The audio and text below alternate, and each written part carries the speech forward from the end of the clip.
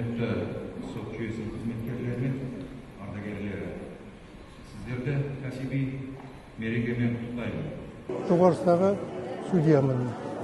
Бүгінде біз судья және сот қызметкерлерінің күнін 3-ші жыл атап өтіп отырмыз. Осы аталған мерекемен мен өзіміздің әріптестерімді, сот жүйесінің ардагерлерін, бүгінде қызмет істеп жатқан сот жүйесінің қызметкерлерін шын жүректен құттықтаймын. Оларға еңбектеріне табыс тілеймін, зор денсаулық тілеймін, әр бастамашыларына сәттілік тілеймін. Жалпы сот жүйесінде қазір көптеген өзгерістер болып жатыр. Мен жаңа айтып кеттім, өзім 28 жылдай қызмет істедім. Мен кеңес үкіметі кезінде халық судьясы болып тағайындалғанмын. 1987 жылы Қатонқарағай аудандық сотына. Сол Қатонқарағай аудандық сотында, одан кейін Өскемен қаласының Октябрь аудандық сотында, Риддер қалалық сотында 14 жылдай қызмет істедім. Одан кейін 14 жылдай облыстық сотта, апелляциялық, кассациялық сотта судьялы болып істедім. Жалпы сот жүйесінде қазір көптеген өзгерістер болып жатыр. Өзгерістер болуы тиіс. Менің жалпы өз ойымша,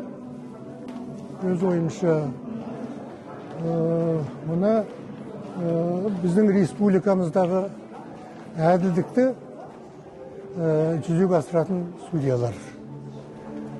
Сол себептен мемлекет атынан асыратын судьялар.